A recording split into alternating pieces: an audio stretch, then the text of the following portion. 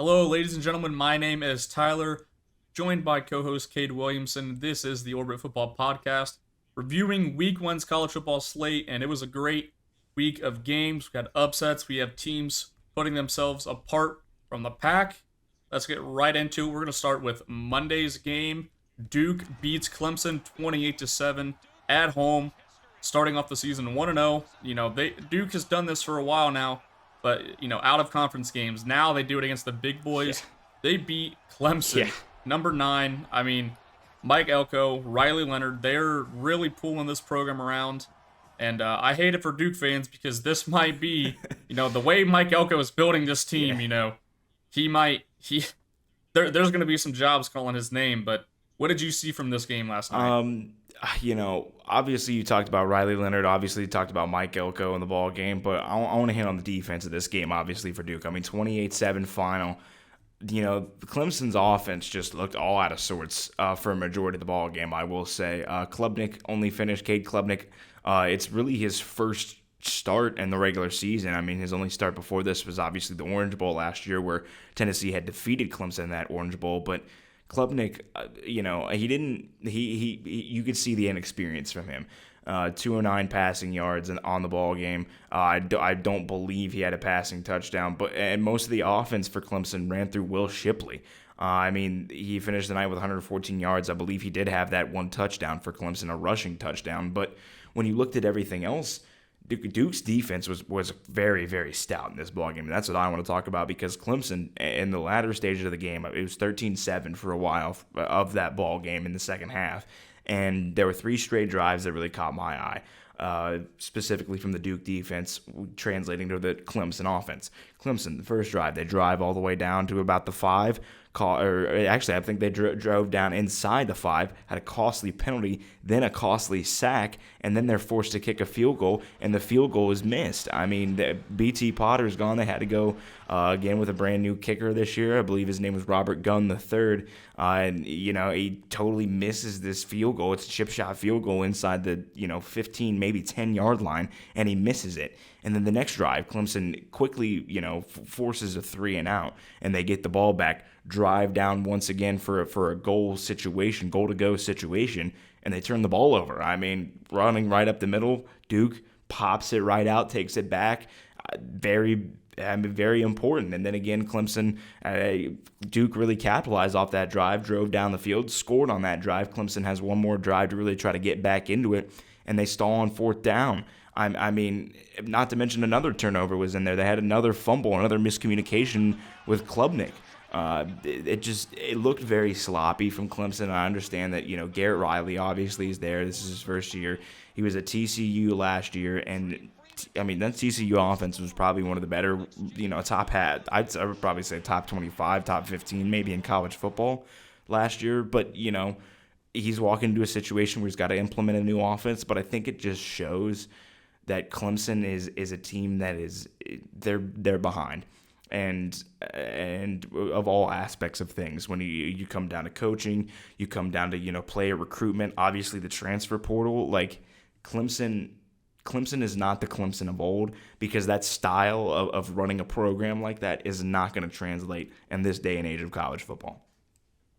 Yeah, and you talk about translation to the modern day of college football. Well, the last time Clemson was playing for national championship was pre-COVID. Yeah. And what was, pre-COVID?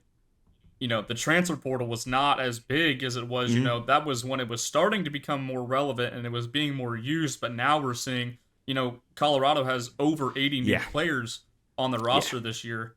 And it's really hard when Clemson decides to not, utilize this at all. And it puts them just far behind. No disrespect to Duke, but 3 years ago we said Clemson was going to lose to Duke on the road, opening the season by 21. Mm-hmm. You would have said no way. Exactly. And that's a credit to Duke also, but it's also more of Clemson. This game was competitive until it hit halftime, and Duke completely controlled the second half of this game. And it's crazy too, because looking at stats, Clemson had 422 yards of offense. Yep. They ran 19 more plays, and they ran 5.1 yards per play compared to Duke's 5.8. Yeah. So it's not like it was getting down the field. It was just punching it in, actually actually being able to execute in those right, situations. red zone. Yeah. From red zone they were 1 for 4 and they had 3 turnovers. Duke had 2, but Duke also went 2 for 2 in the red zone. They capitalized, and even though Duke had 6 more penalties and 40 more penalty yards, it didn't matter because Duke just a big thing about college football now is you can get away with the turnovers now, but it's more about scoring, especially, at the highest level. Obviously, you can't really win games while committing turnovers, but it's week 1. Everyone's sloppy. No one's perfect yet. Yeah, obviously. It's just crazy, Clemson, it's just a model that I don't really think is going to be able to just work anymore. And especially now going back to post game conference questions with Dabo Swinney, asked about the offense and it's missteps. Garrett Riley obviously a big name hire, and they only put up 7. Yeah. But when Dabo was talking about how the offense was, he said everyone touches this offense. It's not a Garrett Riley offense. He just has influence, which means like, does Garrett Riley does he even have? Yeah. Like, is he even being himself? Exactly. Could it just be a Dabo style offense and nothing has changed? And it's just, I hate to say it like this, but is he kind of just scapegoating and just? It's gonna come down to, can this this team just feels like a mess right now, and it's only week 1, and it could they could just run the table. Who knows? They could just fix it. It could have just been a really horrible game from Clemson, but it's I don't know. It's crazy in Cameron right now. Duke starts off 1-0, and I believe 4 weeks on September 30th. They have a game at home with Notre Dame. Yes, they do. So and that'll be. We could be watching. Of a what? 4-0 Duke team facing a Notre Dame team who the week before has another big game. Yeah. Well, it is the week. It is the week before. So, I mean, we could be. This is Notre Dame. They get a lot of flack for not playing the schedule, but I'm looking at this schedule right now, and it's not easy for sure. I mean, I don't know. They have Notre Dame. I mean, this is crazy. Notre Dame's got a couple tough games. Obviously they got the one that's circled on the 23rd. That's probably going to be, all eyes are going to be on that game in South Bend against them and the Buckeyes. But, Duke's looking like they're going to have a very solid season. And for Clemson, I mean, when you look at their side of things, it doesn't get too much easier for them because, they have to go also on the 23rd of September. They got to host Florida State, and then they got to go and they got to play the week after. They got to go to the Carrier Dome and take on Syracuse, a place where they have not had the best fortunes there. They also have to play at Miami this year in October. They have to host Notre Dame. They have to, host Georgia Tech. They got North Carolina, obviously, to wrap up ACC play, and then they got to go on the road to Columbia to go take on the Gamecocks. So, it's a tough schedule for Clemson, and it's not going to get much easier, I will say. Yeah, and that's for sure. And you mentioned a game that they have on September 23rd against Florida State. Florida State, I mean, they take down the Tigers. Yes, they do. In Orlando, of course, but still, sweeping the 2-game series that they had, and I guess neutral sites. But let's get real here. It was home and home. Yeah. But they, the first quarter, I would say 20 minutes kind of looked shaky, but after that point, they got going, didn't they? Yeah, I mean, I'd even honestly, personally, from what I saw, I'd expand it to first half. What I was watching in this football game from Florida State was that the first half was very shaky. The offense obviously first drive marched down the field a bit, big play, got the first touchdown, first points of the game. Florida State got up, but really, when you looked at that first half, what I saw from LSU is that LSU, very similar to Clemson, they could drive downfield. They were easily driving downfield, and they couldn't punch it in. I mean, they had two drives that went. They had goal-to-go situations and could not even get a field goal out of it, and they only went into halftime up 3. Um, and that really, to me, was the change of the game, because LSU really could have gone up 35-14 at halftime over Florida State, and we're looking at a very different situation where it's basically a home game for Florida State, and morale is down, and you got to go into halftime, and you got to come back down 21. Now, even if LSU had kicked field goals on those two drives that were goal to go and they didn't get any points, they're still up 2 scores. They're still up by 9 going into halftime, which, I mean, that's still better than just being up by 3. And the Right. biggest thing that I saw from this ball game was the adjustments at halftime. What adjustments did both these teams make and both of these coaching staffs make at halftime?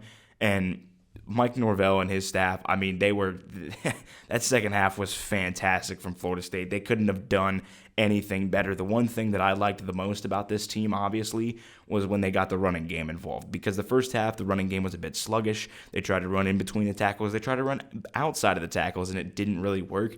But what they did, and what I loved to see from this Florida State offense, and especially the play calling of this team, was they moved 2 backs in to the side of Jordan Travis, and they got the tight end in there, and they basically just ran the ball the entire night after that, and they were picking up 6, 7, 8+ yards every single time down the stretch of that game. And that's the thing that was big for Florida State for me in that second half, because, obviously LSU started to key up on the run once the run game got going, and that opened up multiple guys in the passing lanes for Florida State, which they tried to pass early on in the ball game, but it really came to life in that second half. And obviously we got to talk about, Michigan State transfer Keon Coleman. I mean, this kid, man, I don't know what else to say about this kid except for that he is special. He is, I mean, him and Jordan Travis have a fantastic connection in that ball game. But the biggest thing I saw about Florida State, and the biggest thing of why I think they won that ball game, was because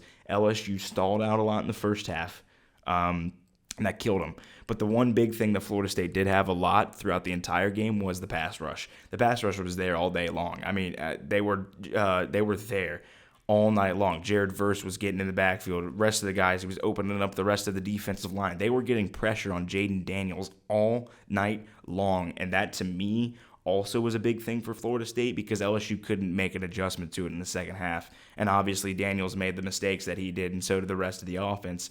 And they just seemed like they were pressing the entire second half, while Florida State seemed comfortable. Even though that they were down, they said, look, we're only down 3 points. We could be down 21 right now. And because that game was close, instead of being, a multi-score game at halftime, LSU left the ball game open, and Florida State said, well, this is basically a home atmosphere for us. We're going to take advantage, and we're going to go take a victory in week 1 and look like one of the best, if not the best, team in the country. Yeah, in this game, I'm gonna read off a few stats for you, and you tell me what if I told you these were the stats before the game, what you would think the score are. So, Florida State, 34 minutes of possession to LSU's 25-15. First downs, LSU 23, FSU 22. Total yards, LSU 460, FSU 495. Passing yards, only 12. Florida State had 12 more. Rushing yards, 16 more for Florida State. Penalties, Florida State had 5 more. Yeah, they did. 34 more, and how did this game get so lopsided? Well, it comes down to 3rd and 4th down. Yeah. LSU 3 for 10 on 3rd down and 0 for 3 on 4th down. Florida State 9 for 14 on 3rd down. Yeah. 1 for 1 on 4th down. That's just getting the ability to get off the field for LSU just was not there.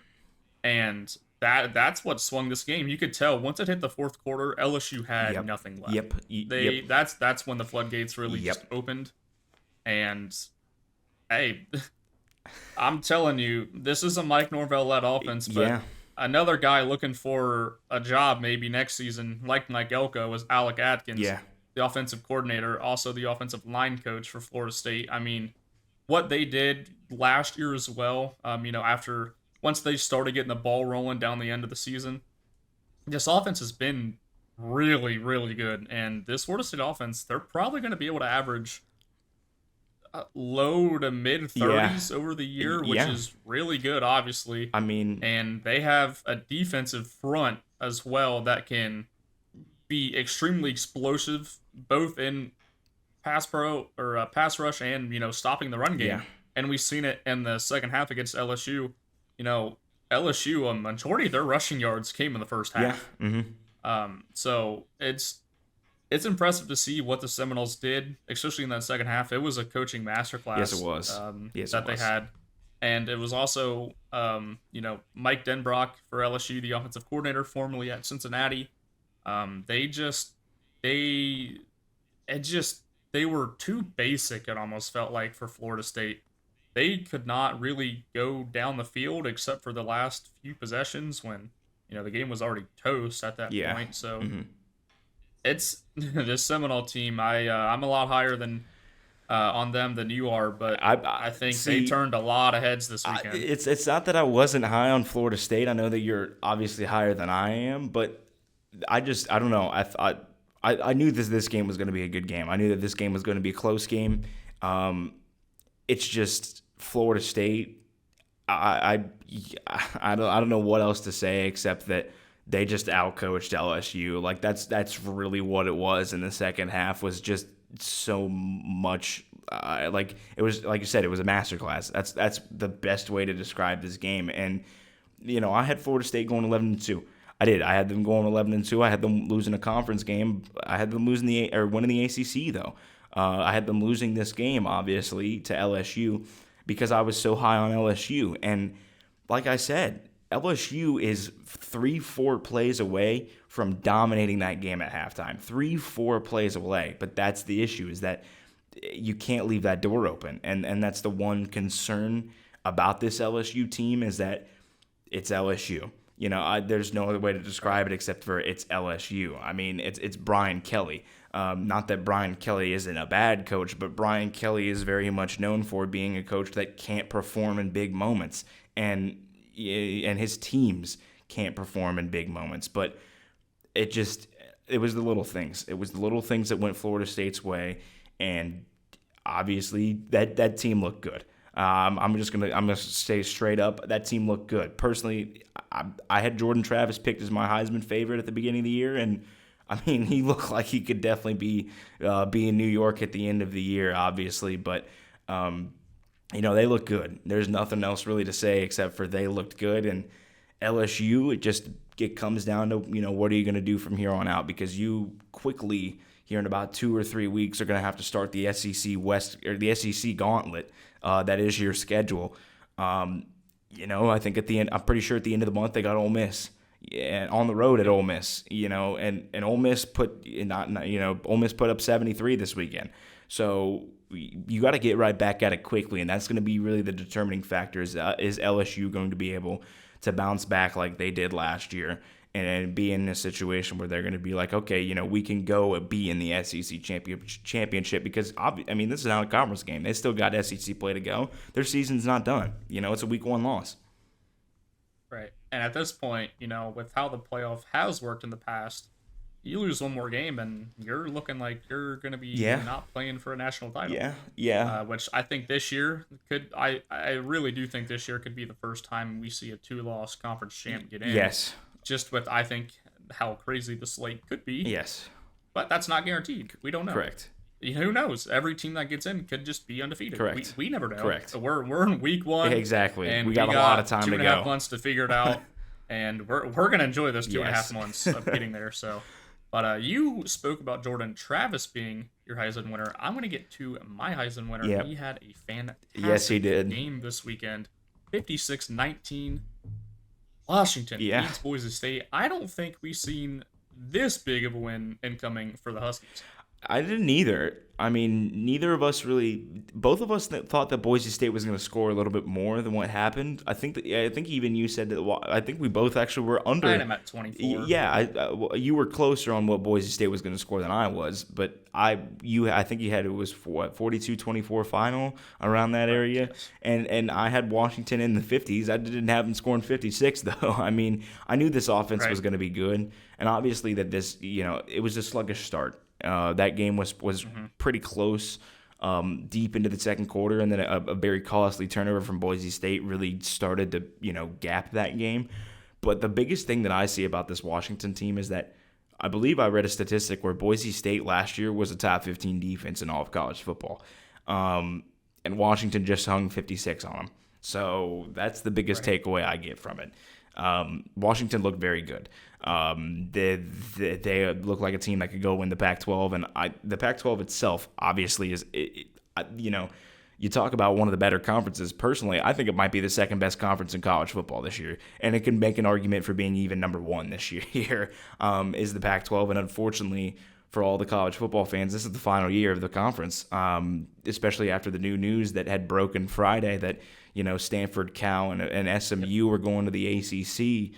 So, I mean, if this is the way that it's going to go out and it's going to be absolute mayhem, the only issue is for the Pac-12 in general are all of these teams going to be, are they going to cannibalize each other? Are they going to? Is anyone going to be left? Exactly. Is there going to be a team left because there's so much good teams? But the one thing that I'm going to hit on here, and this is not specifically with Washington, but with most of the Pac-12 teams that looked very good this weekend, is that the Pac-12 reminds me personally of the mid-2010s Big 12. They're offense galore. I mean, you got some of the most high-powered offenses in all of college football in this conference. You got USC with Caleb Williams, and obviously the weapons that he has. You have Oregon with Bo Nix. You have Washington with Michael Penix Jr. We'll get to Colorado. We'll talk about them a bit. We'll get to Oregon State as well. That offense looked very good in that ball game. And you also got Utah with Cam Rising. So that's the thing about this conference, is I think it's going to come down to who's got the best defense. And obviously Washington looked, that defense did not look bad. They forced a couple very timely turnovers. And Boise State is a very formidable opponent. Let's not get this wrong. I think both you and I have them as the Mountain West Conference champion, and possibly a team that could, be that New Year's Six, the Group of 5 team that gets a New Year's Six bowl bid. It's possible. Right. And Washington just made them look silly on national television at 3:30, Right, yeah. And a big thing with this Washington team, they did score 56 points. They only had 78 rushing yards, though, which is, you're going to have to improve on that, especially in conference play with some of the defenses that you're going to be able to play. Mm-hmm. But, I mean, they had 2 receivers with over 100 yards. Mm-hmm. They had one at 95. I mean, I'm just going to read down the yards. It's 132, 101, 95, 59, 47, 31, 20. I mean, they're getting everyone involved. Mm-hmm. And that's crazy. Yeah. When you have that many guys that you can go to, especially when you're going out in conference play, because that's probably going to, shorten down a guy or two just for fatigue reasons. But when you have that many guys you can rely on, and especially when you have the coaching of being able to get anyone in space, running with, what Kalen DeBoer is going to actually be able to bring into that program, which he showed it last year. And this team, man, they're going to be dangerous. And they are. Like you said, the Pac-12 might be great this year. Yeah. And it could be the second, maybe even best conference in college football because you got to think, 2-3 years ago, we were talking about, of course the Pac-12 is not going to get a team in. Exactly. But it wasn't because they were so good. It was because they were not great at all. Yeah. And now you're talking about, I think they have 3 playoff caliber teams. I think you could even extend that to 4. And maybe, I like it seriously. I think you could make the argument for 4 possible playoff caliber teams from this conference because of how, actually even maybe 5 if you really want to talk about Oregon State and Oregon. I know you're not as high on Oregon as I am, but there are obviously multiple playoff teams that could come out of this conference, and there's probably more in a sense. It just depends on how, who looks best at the end of the season, and if they don't, kill each other. That's the best way to put it, is if they don't, all beat up on each other, and it leaves the champion with 2 or 3 losses. Now, like you said, we could see a 2-loss champion, obviously, in the playoff this year, but that's to be seen. That's definitely to be seen, and, I don't know. The Pac-12 to really hit on. It's just, and specifically with Washington, I had them in my Pac-12 title game, and they've got a couple key games coming up. They do. There's a bit toward the middle of the season, but obviously they host Oregon. That's going to be a good game. They got to go on the road to USC. They got to go on the road to Oregon State, but they host Utah. So there are some tough games there. I'm not going to lie. And obviously you got the Apple Cup at the end of the year, but like I said, who knows what's going to happen? Who knows who's going to continue to build on it? But Washington, after week 1, looked very, very impressive. Right, and when you're going down to this conference, I mean, just look at some of the quarterbacks. I know. Caleb Williams, Jaden DeLora, Jaden Rashada, Shador Sanders, Bo Nix, DJ. Yeah. UCLA, if they get Dante in there, Dante Moore full time, that's another guy. Yeah. Washington State, Cam Ward. I'm not sure if I said him yet, but I mean, I like Cam Ward a lot. Yeah. Washington, Michael Penix, Utah, Cam Rising. I mean, we have a ton of guys, and I may have just named 6 Heisman type guys. Yeah. This conference is. It's good. It's crazy. It's good, and man. It's really just going to come down to who has the defense that'll outlast everyone and get to the end of the year. I mean, history has said Utah will do that. Will that happen? We don't know. Yeah. But, man, this conference is I can't wait to watch how this conference I can't either. Keeps going and going. I can't either, man. I said quarterback's name, and I think you know who I'm talking about. Yeah. 45-42, the start of the Deion Sanders era. Shador Sanders leads Colorado into Texas, and they take down the number 17. Well, I guess not defending, but you know, I mean, they played a national championship game. National champion, runner-up appearance. Yeah, I mean, Horned Frogs. Yeah, I mean, how wrong were we? We were on the opposite end of the direction. We both had Colorado finishing second to last, and Coach Prime proved him wrong, and Coach Prime proved a lot of haters wrong. He did. I had them finishing. No, second. Yeah, I would say we both had them second to last in the Pac-12, but that was because California. Correct. But still, I mean, they look good. Obviously, there's questions on the defense. I personally, what I saw from this team, as I was telling you this during the game, they look like a diet USC.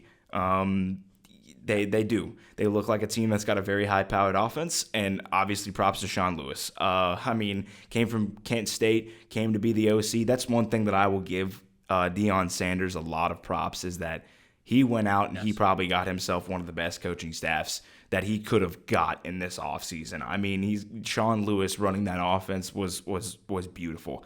They had so many great play calls. Obviously, the little wheel route that went for 6 to open up the ball game. Colorado's offense looked very good. Now, the defense, obviously they got Travis Hunter, and obviously Travis Hunter, was a guy that had a lot of highlights because he played both ways. Absolute. I mean, he is. He played both ways, and the way that I see it is, imagine if Florida State had this kid.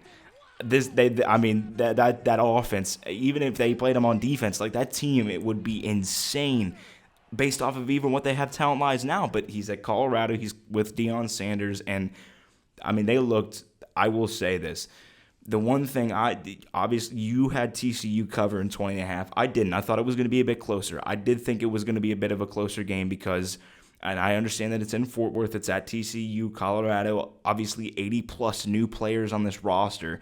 But the one thing that was very, very much telling for me in this ball game and why I thought that this game was going to be a bit closer. Now, I still had TCU winning, but the one thing was that TCU, obviously they lost Garrett Riley. They replaced him with Kendall Briles. But the other thing is that a lot of those skill positions, brand new guys with the program, and their first games as TCU Horned Frogs. Trey Sanders, transfer from Alabama. JoJo Earl, transfer from Alabama. Chandler Morris, obviously he's played a bit in the past, but there's a reason why Max Duggan took that starting job. And I believe Chandler started 8 games before. Yes, because I knew he played a solid amount of the 2021 season, and he had, was playing at the beginning of last season. But like I said, obviously Max Duggan was there for a reason at that offense. Right. Now, I understand it's the first game of the season, and I understand that Colorado, they got another tough test this week. They got Nebraska, but they look good. And I will say that that offense looked electric. And I understand that TCU's defense looked absolutely putrid. TCU, after seeing this team, I'm very concerned for this team. I am very concerned that this team will be out of national champion runner-ups of the last, 15, I will say 15 years. Actually, no, I'll do 10 because 15 you get into Auburn territory. But, we'll say 10 years. I think that TCU could be the worst team the year after, just because of how much roster turnover is on that team. Possibly I didn't really realize how much roster turnover was really on that team. I knew that they had lost obviously Duggan, DeMarcado, and Quentin Johnston all to the next level, but they're gonna have to figure it out quick because that Big 12 schedule is not going to get easier than what they had to face in Colorado, and obviously Colorado for them. They could start off the season 3-0, and they got a very big game out in Autzen. And that's really going to be the telling of the tape for me of how good this Colorado team could be, because I see the flashes. I do. I see that this offense can really be a very high-powered offense. It's just I'm still a bit concerned about that defense because you just let up 42 points to Chandler Morris. That's all I really have to say to that.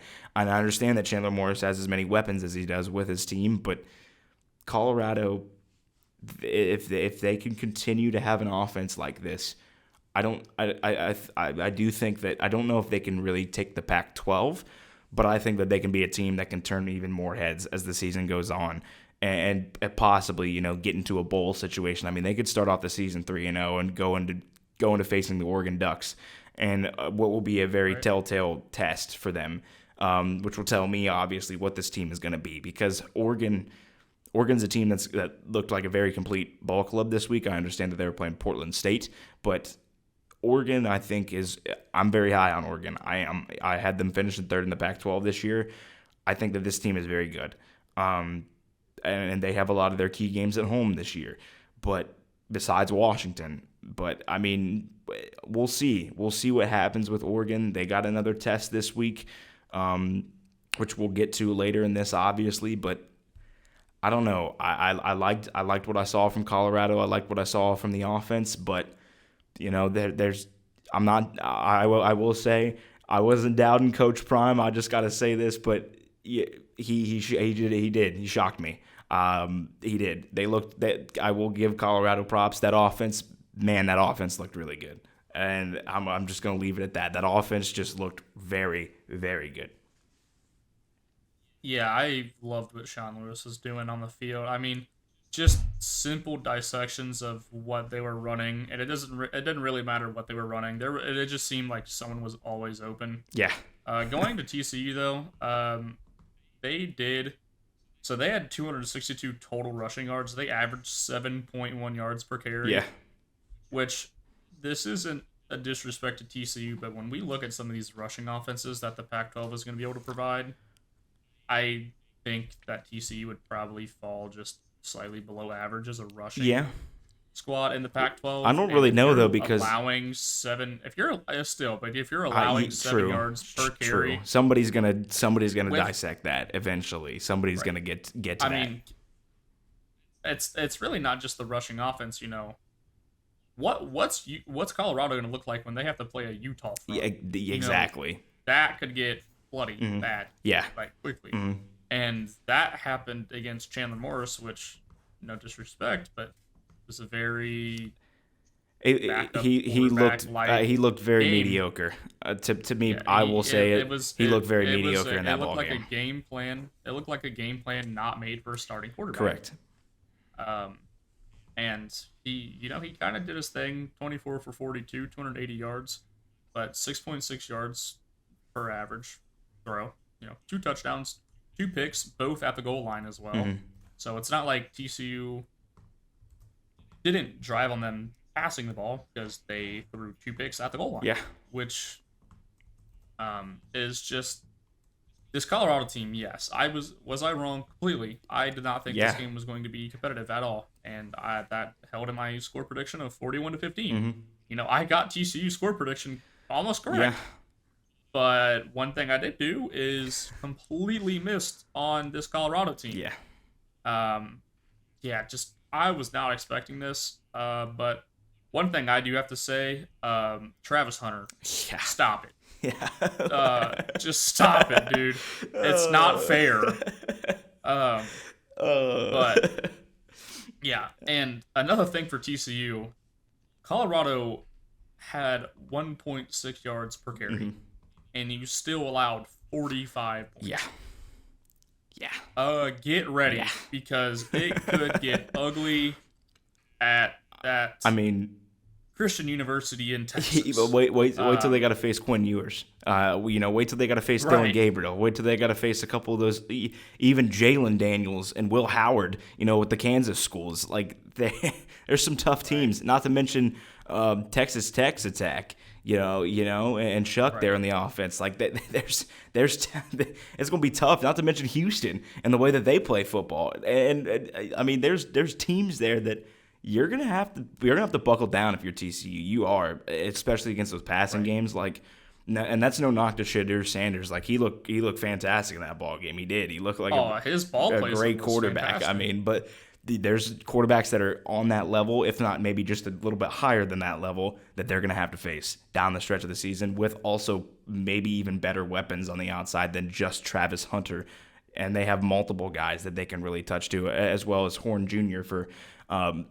Colorado, but I don't know, man. TCU, it is still a little early, but that team definitely has. They need some help. Yeah, they're gonna need some help down the stretch of the season, and they're probably gonna need it here quickly. Yeah, and you talk about them, the Houstons of the world. Well, they get Nicholls State this week, and then they go at Houston. Yeah. And then the next week, SMU, they play SMU. And SMU looked very good against Louisiana Tech to open up their season. I mean, and this isn't disrespect once again, but Dylan Edwards, freshman, you allowed 135 yards. Yeah. He's a running back, by the way. Travis Hunter, 119 yards. And once again, he probably dropped a touchdown. Yeah. That was probably, a 40, 50-yard pass? Yeah, And he had another one that there's another one that the one that they called back to when he was out of bounds. That one, I mean, exactly.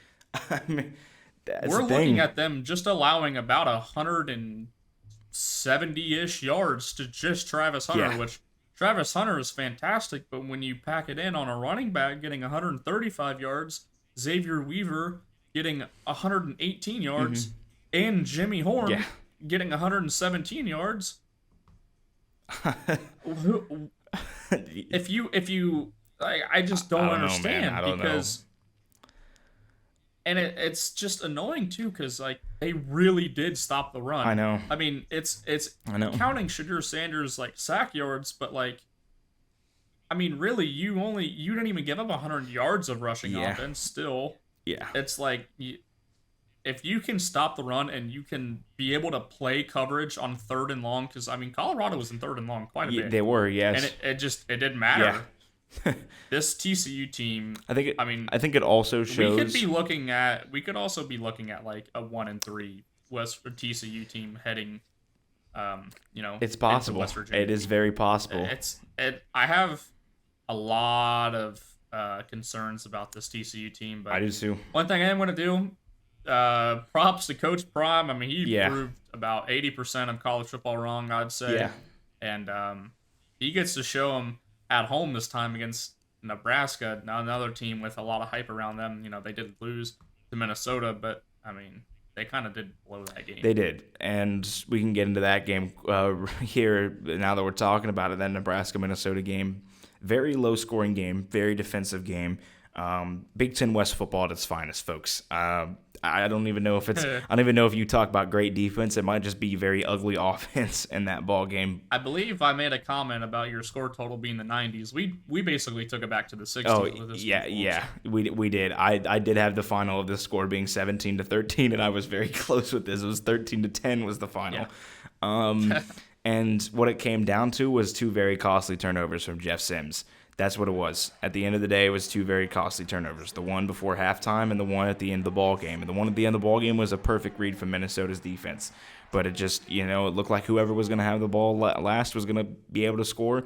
Minnesota, obviously, fantastic touchdown there with down the stretch of the game. A fantastic catch as well, obviously. It was insane watching that live and seeing that catch happen. But the thing that obviously was the deal breaker in the ball game was the Jeff Sims interception there at the end of the game. Gave Minnesota the ball. They got in the field goal range and they knocked it right through the uprights to win. So, I had Minnesota. I had Minnesota winning. I have Minnesota, I believe, 3rd in my Big Ten West and Nebraska 4th. And those both look like very middle of the road Big Ten West teams. And one of them's got to go and take on Colorado next, a team that has a very different offense than Minnesota. So I don't know. Matt Rule is going to have to do a couple adjustments this week. They're going to have to change a couple things up. Obviously, you can't have those costly turnovers. But the thing about Jeff Sims is that this time, on the opposite side of the ball, you got to deal with Travis Hunter heading into this week. Obviously one of the best versatile players in college football, and the kid's only a sophomore. So, I mean... Yeah, we get another year of him, folks. Exactly. So enjoy all, 12 games per season plus bowl games. I mean, it's going to be... Man, that kid is ridiculous. Yeah, but, back to Nebraska... I'm not too high on them. I know you're a bit higher than I am on them, but... I'm really not high on them. I'm just higher than them on the other middle. Yeah, and that's the thing is that you could you could put your hand in the hat for and me, pick it's that. Wisconsin and Iowa at a different tier, and then the next tier, Nebraska is just up top. Yeah. But all of those, I think I even said, 3 through 6 are interchangeable. You did, and that is very true.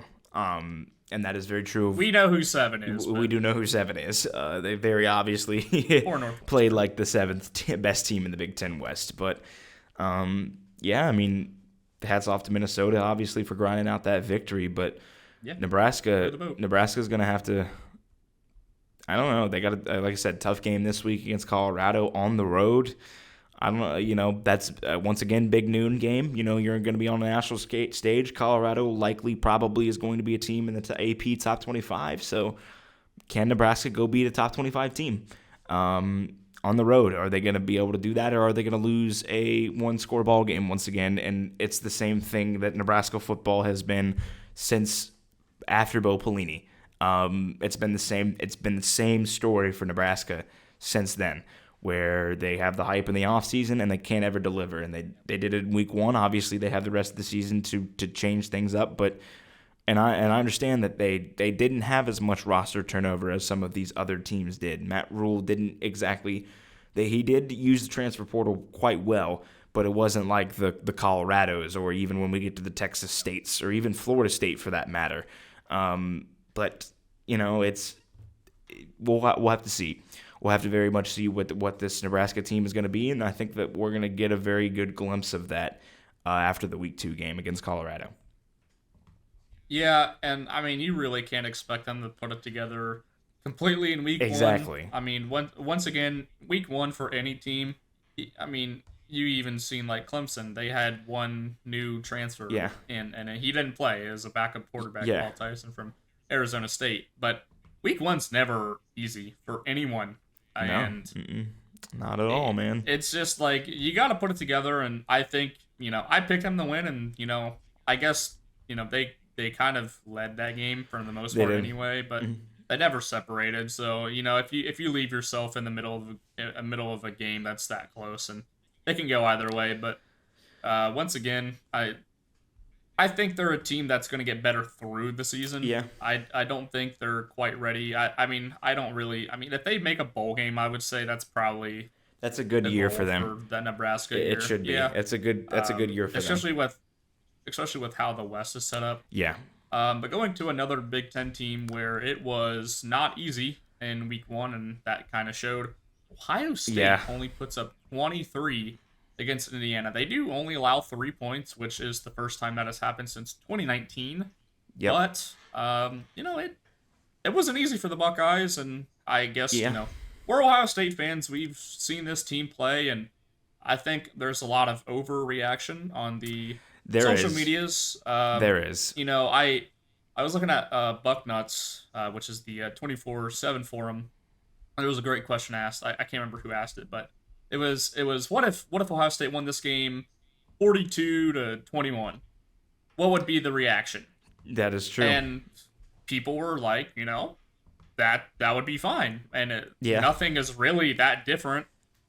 And especially with Ohio State, how they looked defensively, I think it was fine. As annoying as this game kind of was at points to watch, just because it was different for the first time in a while. Yes. I thought this game was a great game. They just got out with the victory, and they'll go on and figure out who's going to be starting at quarterback for that Notre Dame game, because I Yeah. believe that Devin Brown has been announced as the starter for the Youngstown State game. Oh, okay. So that is official. So they're going to go with Devin. Well, I mean, when you looked at that's interesting to me now that that's been announced, because it seemed like it was Kyle McCord's team from what I saw in week 1.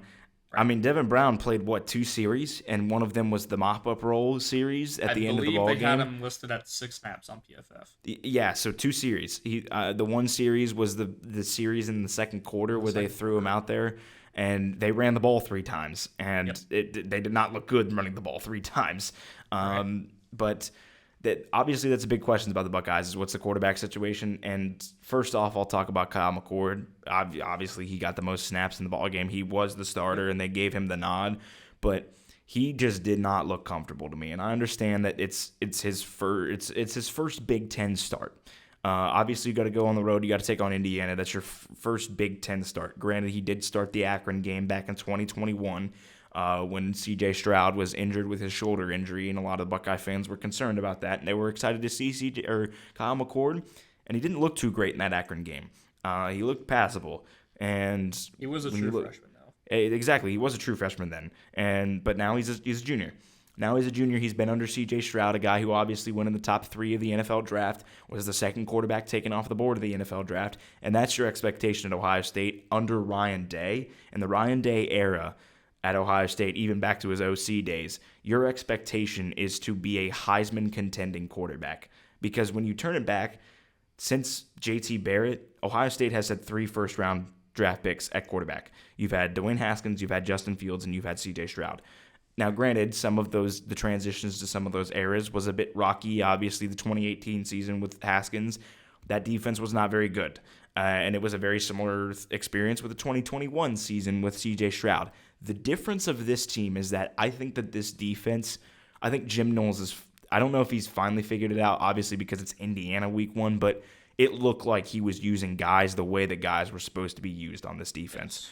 I mean, he had Josh Proctor up at the line going for blitzes to blow up plays, and that's what a style player Josh Proctor is. He had Sonny Styles all around the field as an Isaiah Simmons type player. That's kind of a Swiss Army knife. They had him all over the field at very different positions. I loved to see that. I did. I loved to see that. The Buckeyes, what I love to see from this team is what was the craziest thing was I can't remember the last time Ohio State were in Power I. I mean, they scored the first touchdown out of the Power I with 2 tight ends and a fullback, and Chip Trainum was the fullback.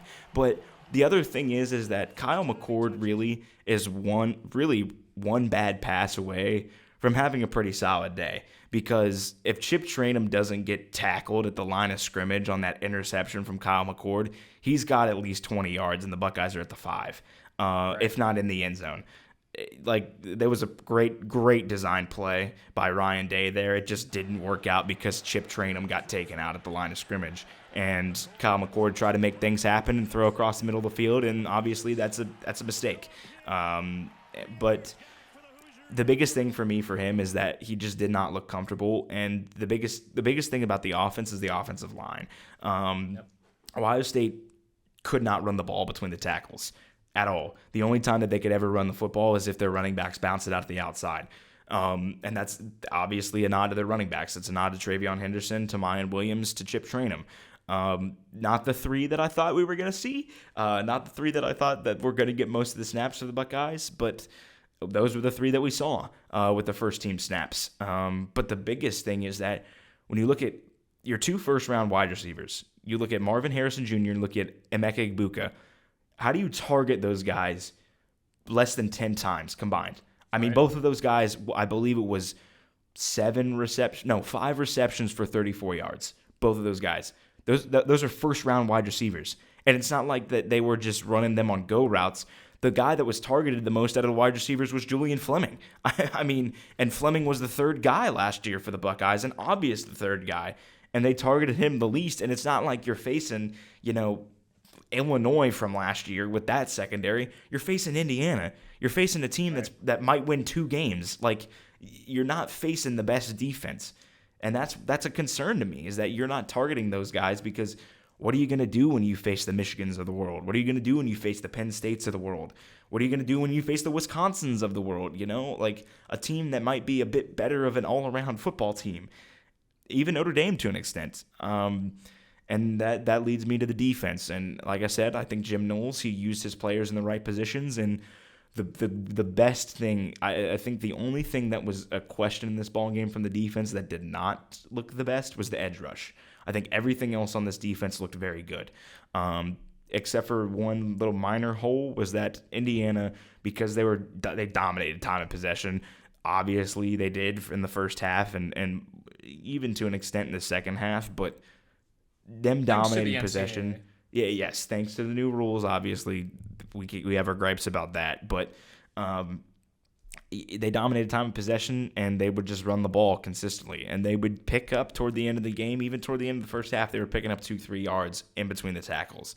That gives me a concern for a team like Michigan. That gives me a concern for a team like Notre Dame. That gives me a concern for even a team like Wisconsin that's just going to run in between the tackles and is just going to try to bully you up front.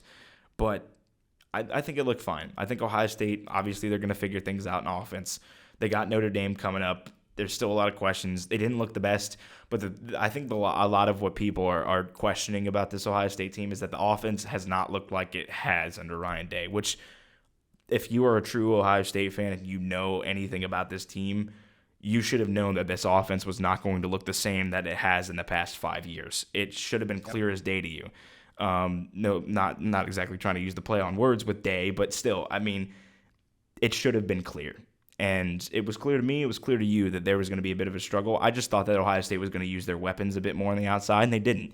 If they did, they would have covered the game. They would have, they would have probably won the football game 34-3. But really, they were one lucky break of a bounce off of the field goal post from shutting out Indiana. They were. Yep. Which is something that is good. That's good to see. That is very good to see for the Buckeyes because I think the goal for this year is to build a team that beats Michigan. I don't know if the goal is to win a natty. That might come along the way, but your goal for the team is to beat Michigan. And I think that the way that the defense is playing, they're looking like that they're going to try to do that this year, and they look like that they could do that with the defense that they had against Indiana. Yeah, another few points. You were talking about Notre Dame quite a bit, and you actually didn't talk about who was our leading receiver, Cade Stover, tight end. Yes. That was going to be. That does not happen. That does not happen a lot at Ohio State. We have not had many. I mean, the last big tight end game I could think of is the COVID year game against Clemson. Yeah.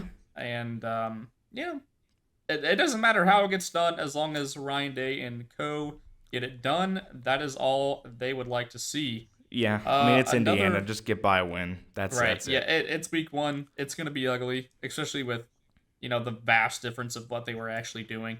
Exactly. Going from 4 and 5 wide basically all the time to running a lot of single back, I-form. Yeah. Just 12-man personnel, a lot of 12.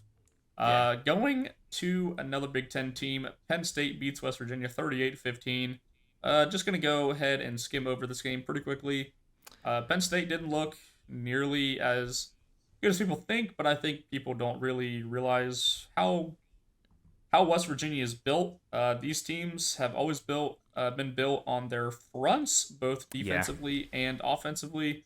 Mm-hmm. This offensive line has started together for about 3 years now, and the Penn State pass rush didn't look the greatest, but that is going to come over time, whether they can develop a pretty good pass rush or not. I believe they will be able to. They're not going to face. If West Virginia has anything going for them, it's going to be that offensive line. So they'll.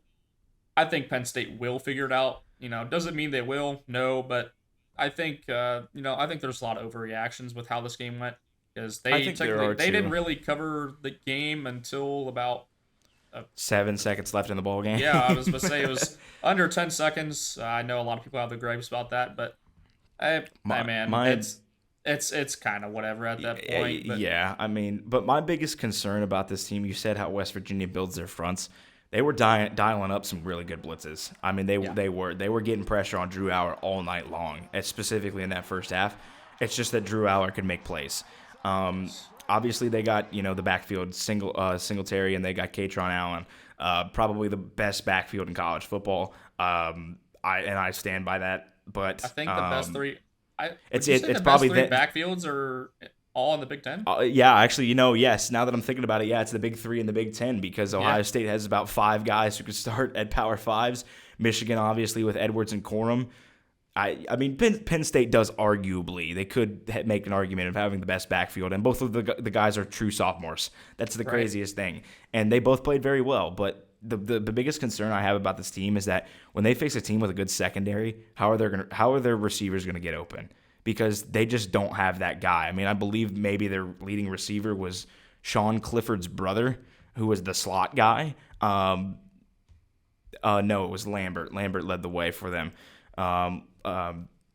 But still, like in the first half, Lambert Smith led the way, Keandre Lambert Smith. But in the first half, they were targeting slots a lot, and that's the biggest concern about me. Obviously, Drew Aller is good. Drew Aller is going to be good. He looked very good. He's probably going to be the best quarterback in the Big Ten this year by miles. I'm going to say that. But the thing is that are they going to be able to have the rest of the playmakers on the outside to do anything against the big teams, because if you key up on that run and you can stop Drew Aller with his feet, what are they going to do? And you can just and you have a secondary, what are they going to do? That's my biggest concern for Penn State, and obviously the pass rush, but they'll be fine. They got time to figure it out. They do have an interesting game at Illinois coming up, but they host Iowa for their whiteout game, but they've got time. They'll figure it out.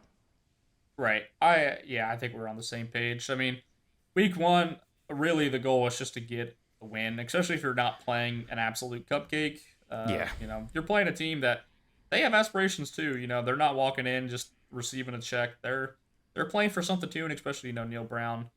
Yeah, he's playing for his coaching career. He's playing for his time at West Virginia.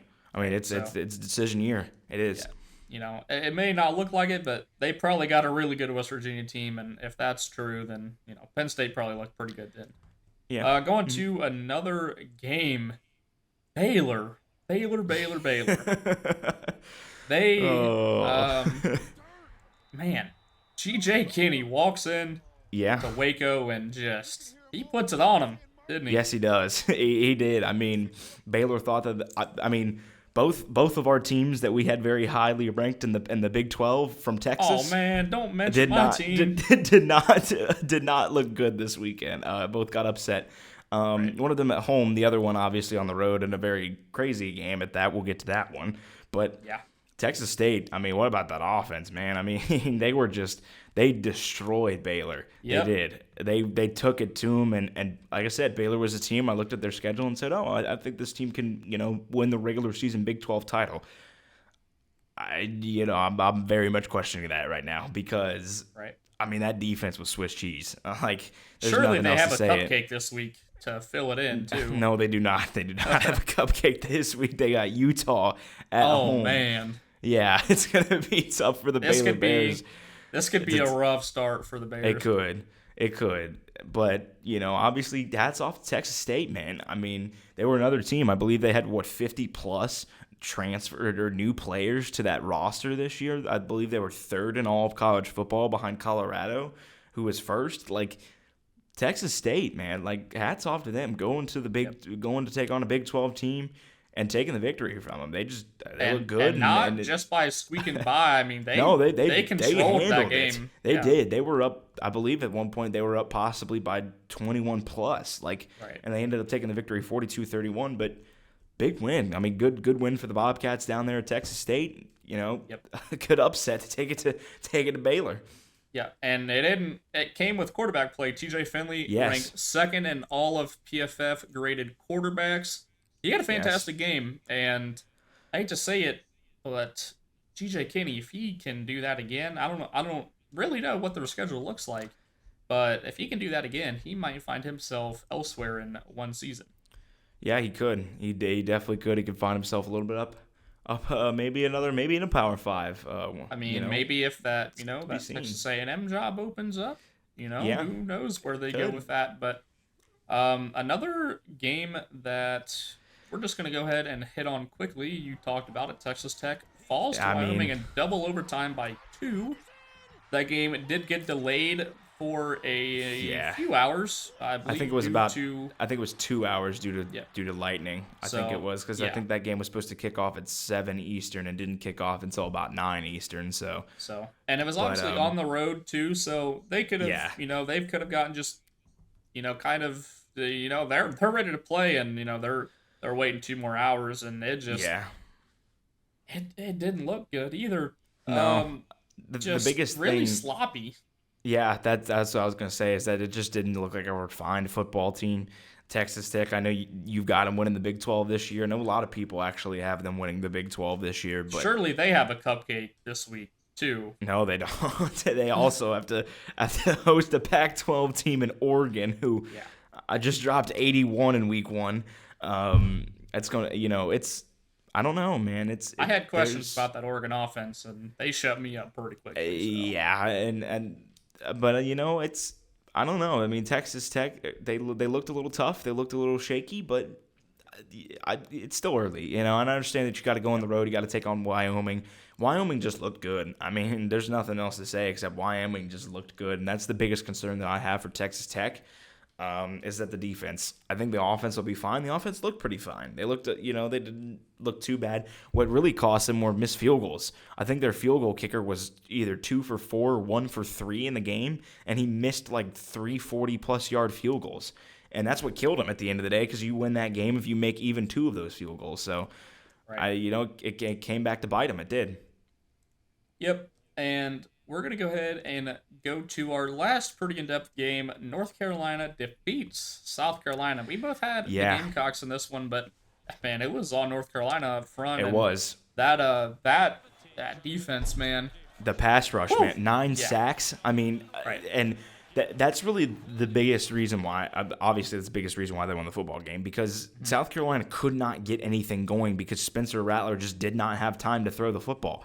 But if that offensive line is struggling against the North Carolina pass rush, what are they going to do when they face Georgia? What are they going to do when they face, some like even Kentucky, even Tennessee to an extent? Like, what's that team going to do? And I understand it's week 1, but that's tough to do. Like, that's tough, man. I mean, you got to face a team like North Carolina, who you said you were very concerned about that front. You were very concerned about the North Carolina front. You were. And yeah, they proved be completely wrong. Yeah, I mean, and not to mention Drake May looked very, very good. He looked fine. He looked like a guy that was probably going to be, up there with Jordan Travis as the best quarterback in the ACC this year. And Riley Leonard. I'll throw his name in that hat too, because Riley Leonard looked good as well this week. We talked about that earlier with Duke, but UNC looked pretty solid. I'll say that they looked good. Just a good all around, a good all around win for them. Defense though obviously led the way for North Carolina over South Carolina. But the biggest thing that I have to this is how is South Carolina gonna bounce back, because very quickly they got to face Georgia on the road, and like I said, that Georgia pass rush is going to be a lot better than North Carolina's pass rush. And that'll be seen. Yeah, I think it will be seen, but that's the one thing that South Carolina is going to have to figure out is how are they going to stop the pass rush? How's that offensive line going to – because, I mean, if you can figure out the offensive line, I think they'll be fine. I think that team will be completely fine. The only reason why they couldn't be in that ball game was because Spencer Rattler just did not have any time to work with, and that's the biggest issue. Yeah, and it's not even just the pass rush, too. I mean, I believe they had negative rushing yards on the day, which obviously you're not going to win with that. But I want to give a huge shout out to Spencer Rattler. Despite 9 sacks, despite basically no running game, he looked pretty good, honestly. He did. He was making as many plays as he possibly could while being under pressure almost every single snap. Yeah, and so I just want to let that not get lost in how this game went. Spencer Rattler played a fantastic game considering what was happening around him. Yeah. So, all right, we're going to go ahead and hit on a few games just really quickly. Georgia beats UT Martin 48-7. Georgia's offense looked a little bit different, a little bit slower out of the gates, but I think we all expected that. They ended up laying it in the second half against UT Martin, 48-7. I mean, did you have any quick breakaway or takeaways from this game? Honestly, it's very similar. Obviously, a lot of people are going to talk about the gripes with Ohio State, but Georgia looked pretty similar. Honestly, most of really the top four looked similar to what Ohio State did. It's just that Ohio State's score was closer than the others because Ohio State was playing a team that was a Power 5 team compared to the others. And a team that gets to play them every year as well. Exactly. Like a little bit more there. Yeah, but like I think the top four looked pretty similar. It's just that's the ones from the SEC put a lot more points on the board than the ones from the Big Ten. But speaking of the ones from the Big Ten, Wolverines. You said that ECU was going to cover. I know you were talking about that. You didn't really talk about that on the podcast, but you said ECU was going to cover, and that they did over the Wolverines of Michigan. Yeah, I've been. Obviously I was not expecting Eastern Carolina to win this game, but yeah, I'm giving them, I believe the line closed at 36. I just didn't think that was going to happen, and it didn't, but obviously Michigan didn't look bad.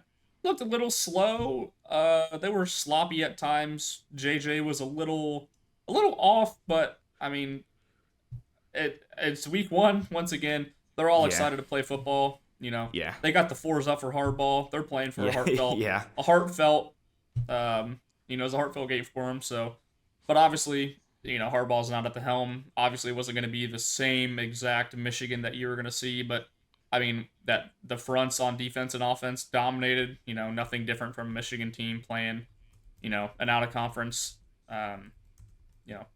foe early in the season. So, let's go to Tuscaloosa. Tuscaloosa. Alabama, 56, Middle Tennessee 7.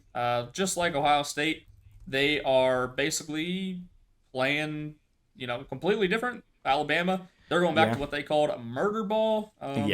And I mean, in the second half, they murdered Middle Tennessee. So yes, they did. I mean, once again, Jalen Milroe, starting quarterback, played one game against Arkansas, or was it Arkansas? I thought it was a couple games. I knew it was Arkansas. I thought he also got I got the start for another game there in the middle of the season. I can't remember who it was. He got playing time last year. He did. So obviously he's not completely new, but I mean he had to back up Bryce Young, which it's probably a pretty cool job to do, honestly. So they just ran through Middle Tennessee. Nothing really to take away there. And I know a game that you were wanting to talk about a little bit more than me, just because I don't think the team that they really played is going to be all that great. But Oklahoma drops 73 on Arkansas State to their 0. What did you see from this Oklahoma Sooner team? Just the offense, man. I mean, that offense just looked so good. And I know that was the team that finished 6 I believe they were 6-6 last year. They were either 6-6 or 7-5 at the end of the season. They lost the bowl game to Florida State. 6-6. No, I believe they were 7-5 actually. Oh, okay. I know, but I mean, they lost the bowl game to Florida State. They kept it competitive with Florida State, but that offense looked good, man. I mean, that's all I got to say is that Oklahoma's offense looked good no matter who they had at quarterback, and they had 3 of them in there, and all 3 looked very good. Dylan Gabriel looked good. General Booty looked good, and obviously the freshman 5-star, man, Jackson Arnold looked good. Next year, Jackson Arnold, he's next up for sure. He is next up. He's the next great Oklahoma quarterback, but they threw their hat in the ring, and I think that they made a little bit of noise in the Big 12. But, and like I said, ahead, still early. They get a cool game this week. They're playing SMU, so we're going to see. That could be a high-scoring matchup there. But yes, it could. We're going to go ahead and do the final segment of the day. We're going to drop our new top 25. These are what we have based off who we think would win on a neutral site. This is not based off record. So if I wanted to, I could put Baylor at 7 if I think they'll beat Alabama, who's ranked at 8 on a neutral field. Do I think that's going to happen? No. But we could have a 6-6 team at the end of the year above a 10-2 team. Yeah. So we're going to go ahead and we'll go from bottom to top. We'll go 5 by 5. Who do you have from 25 to 21? Well, obviously, first I'll actually start about the four teams I have out this week of what I had in my preseason top 25. That's TCU. I have out. I have them out. I have South Carolina out. I have Clemson out, and I have Texas Tech. All four of those are out of my top 25, but I'll start at 25. Number 25, I got Houston. 24, Iowa. 23, Duke. 22, Kentucky. And 21, Wisconsin. Okay, I'm going to also go with my four out: TCU, Clemson, South Carolina, and Texas Tech. I have Iowa at 25. They are new. Wisconsin at 24. They're going to fall one just because I think they had their shakeups in week one against Buffalo. Yeah. They won Yeah. 38-17, but, Mm-hmm. they're going to figure some things out for They will. for a minute. It's still Texas early. A&M is new into my poll at 23. I have Auburn still at 22, and Tennessee is also new to my poll. I have them at 21. All right, so I'll turn it over now, 20 through 16. At 20, new to my poll, I got Oregon State. I didn't have in my initial top 25. I got them there at 20th. Good They were the first team out. They were the first team I had out. They were. But at 19, Tennessee falls for me. I think I had them at 15 the preseason. They fall all the way down to 19. 18 moving up, though, I do have North Carolina. 17 about the same as Texas A&M, and 16 about the same as Ole Miss. I think I flip-flopped those, though. I think I initially had Texas A&M over Ole Miss, so I flip-flopped those two in their spots. At 20, I have the Hurricanes of Miami.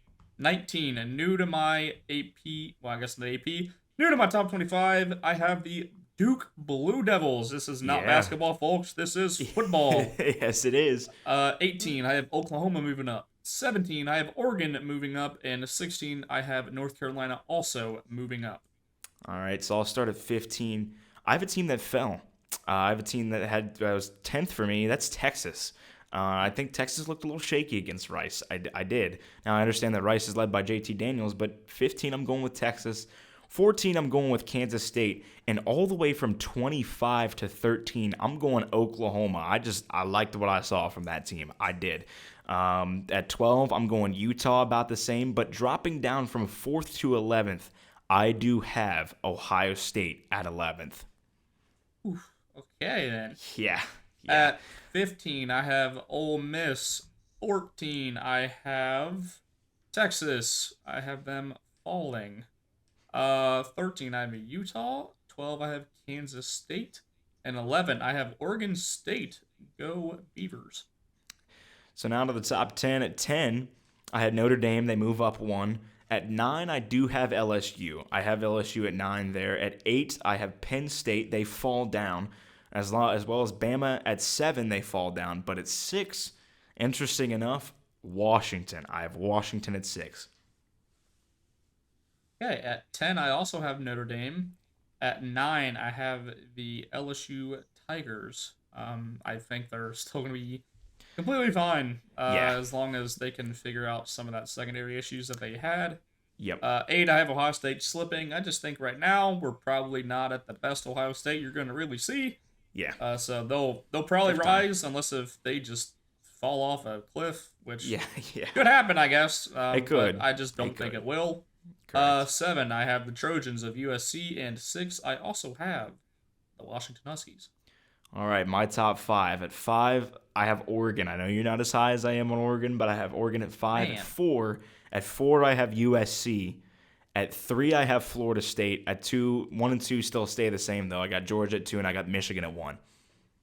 Yeah, my 3 through 5 are staying the same. Penn State at 5, the Alabama Crimson Tide at 4, Michigan at 3, and I have Florida State as my new number 1. Georgia's going to take a backseat to 2. Just feel like that's kind of how it has to happen. I think Georgia, they were a little slow, and Florida State, I mean, they did start off slow, but they were playing a top 5 team in the AP poll, so I think Florida State right now is probably the best team in the country, but this'll change because, we're going to see a lot of teams, Georgia. Yes, we do. Michigan, Alabama, Penn State, Ohio State. They're going to all get better throughout the year. Yep. And it's going to, determine, is Florida State going to be able to stay up at the top, or are they going to kind of fall down a little bit? Where are they going to go, man? Where are they going to go? Right. So, all right, ladies and gentlemen, we are going to call it a day We are on Spotify, Twitter, and Instagram, all in the description below. That is it for myself, Tyler Stevens, my co host, Cade Williamson. We are signing off.